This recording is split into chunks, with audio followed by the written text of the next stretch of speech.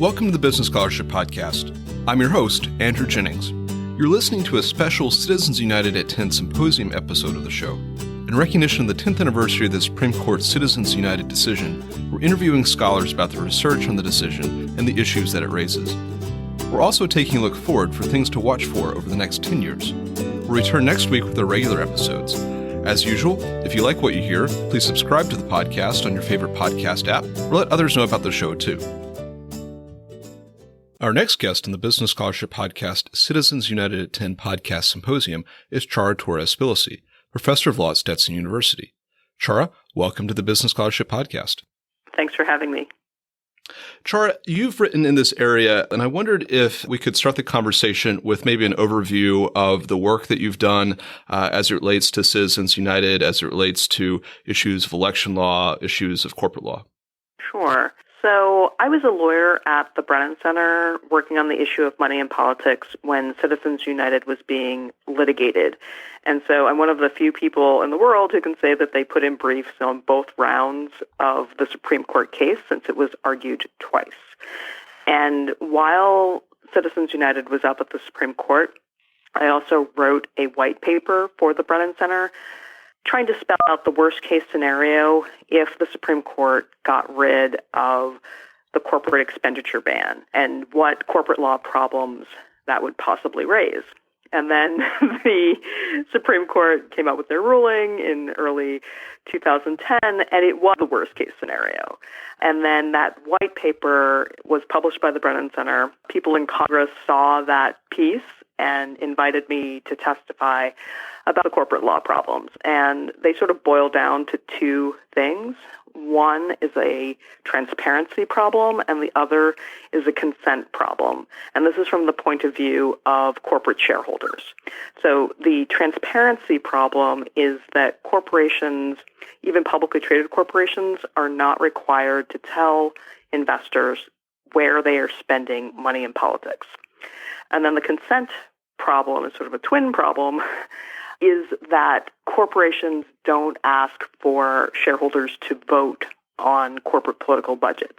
Now, this is in contrast to what happens in the UK. So the UK, different political system, very similar corporate culture. And in their corporate laws, they require shareholders to give an affirmative vote authorizing corporate political budgets for corporations. And so the corporation is bound by that budget. And if the corporate officers go beyond that budget, then they're actually personally on the hook for any damage that does to the corporation. And that is a very different system than what we have in the United States, where a shareholder may not even know that a corporation is spending in politics, and they've had no chance to say up or down, this is a good idea. So over the past decade, I have tried to change U.S. law so that there would be more transparency of corporate money in politics and shareholder consent to corporate money in politics. So I worked on a bill called the Shareholder Protection Act. It's been introduced in several Congresses, and actually in H.R. 1, which was the package of democratic reforms that the new Congress passed as their first big bill, that actually contained parts of the Shareholder Protection Act. So it would have allowed for votes for investors to consent to corporate political spending, as well as aspects of greater transparency. Now, sadly, H.R. 1 is sitting on Mitch McConnell's desk and will probably never see the light of day.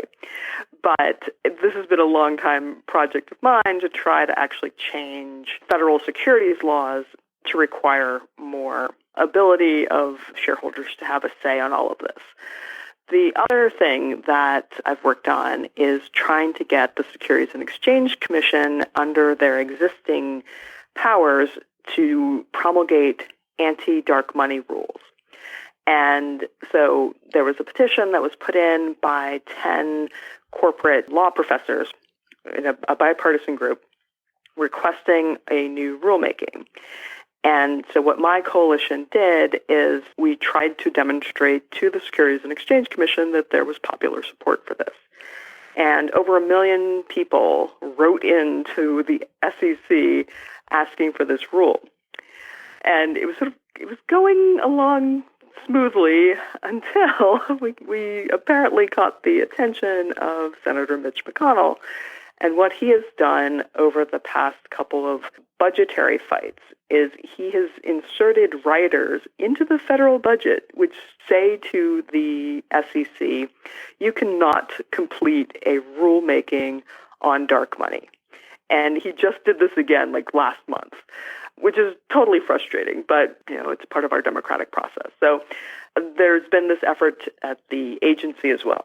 And then finally, I work in coalitions that actually use shareholder resolutions company by company by company, asking for greater transparency of corporate political spending. And that has been a long slog, but because of the results of those shareholder proposals, hundreds of U.S. corporations are now more transparent about their corporate political spending than they were the day that Citizens United was decided. So the precedent may be firmly entrenched for a time, but there is a lot that can be done on the securities and on the shareholder democracy front as well. 10 years passed, or 10 years after the Citizens United decision was handed down by the Supreme Court, what have been some of the surprises, or not surprises, some of the things that you've expected or that don't come as a surprise that you've encountered as you've been working on this issue as a scholar, as an advocate? Sure. So I've written 2 books about corporate money in politics. One is called Corporate Citizen, which is directly about Citizens United and its aftermath. And then my most recent book is called Political Brands, and that sort of takes it up to today. And some of the things that happen in 2016 to the present are in some ways completely different than some of the problems that were predicted by Citizens United. So what I could predict in real time was that there would be all of these corporate law problems, that there would be disagreement between management using other people's money in politics and shareholders, the actual providers of this money. But the Trump run for office raised a whole new host of corporate money in politics issues, including just the weird overlap between what money coming from the Trump campaign and going into the Trump organization, or coming out of the Trump inaugural and going into the Trump organization. And so there were far more actually constitutional issues that are raised by the Trump presidency, like the Foreign Emoluments Clause and the Domestic Emoluments Clause, which are just separate and apart from the Citizens United problems. So the Citizens United problems I usually conceptualize as the problem of corporate money flowing into the political process. And the Trump family has raised an entirely different set of problems, which is basically political money flowing into a corporation that is also ultimately owned by the president. So I guess that's one difference. Safe to say 2016 had a lot of elements to it that maybe weren't as predictable in 2010. Exactly. Another thing that I was surprised about, if you look at the whole decade, is just what coward corporate spenders ended up being. I mean, one of the things that we saw in the past decade was $1 billion of dark money being spent. And by dark, I mean you can't tell the original source of that money. But one of the big dark money conduits is the U.S. Chamber of Commerce. And I think it's a safe bet that most of the money that is going through the U.S. Chamber of Commerce is actually corporate money. And all of those donors are not spending under their doing business as names, which means they're utter cowards, and it's frustrating as a voter because they have the resources to spend enormous amounts of money to influence who gets elected in our federal government.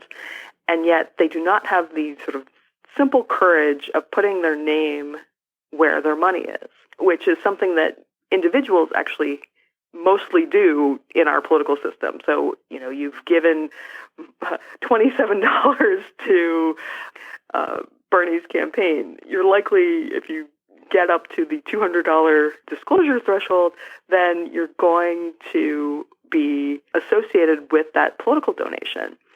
But our good friends in the business relations shops of our major corporations know how to game the system such that the corporate spending is still anonymous. Looking ahead 10 years to 2030, January 21st, 2030, what will you be watching for on the Citizens United front or the Speech Now front, or issues kind of related to this intersection of money and politics, corporate law? Are there any predictions that you might hazard to offer? Sure. Well, with the current conservative majority on the U.S. Supreme Court, they have been very busy deregulating corruption. And one of the chapters in my book, Political Brands, talks about rebranding corruption, which is what the Supreme Court has been up to. And so I think that trend is only likely to get worse, as in the Supreme Court is narrowing what counts as corruption, which makes it very difficult to prosecute white-collar criminals who are politicians. And it also makes it very difficult for legislatures to justify passing new money in politics restrictions, because essentially, unless that money in politics restriction can be linked to quid pro quo corruption, the court will not uphold it as being constitutional. And I think that trend is likely to get worse before it gets better. On a slightly more optimistic tenor, post-Trump, I think there might be an appetite for reform in the area of money in politics that we haven't seen since post-Watergate and the resignation of Nixon. So Watergate inspired all sorts of different reforms at the federal level, from the Foreign Corrupt Practices Act to the Federal Election Campaign Act. And there could be a similar wave of reforms post-Trump. So we could get reforms in the area of securities laws, and we could get some campaign finance reforms at long last. Our guest today on the Business Scholarship Podcast, Citizens United at 10 Podcast Symposium, has been Ciara Torres-Spelliscy, Professor of Law at Stetson University. Ciara, thank you for joining the Business Scholarship Podcast and the Podcast Symposium. Thank you so much for including me.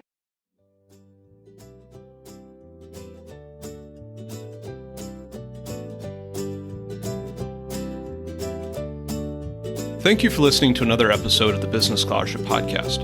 If you like what you heard, please consider subscribing to the podcast or leaving a rating on your favorite podcast app, or let other people know about it too.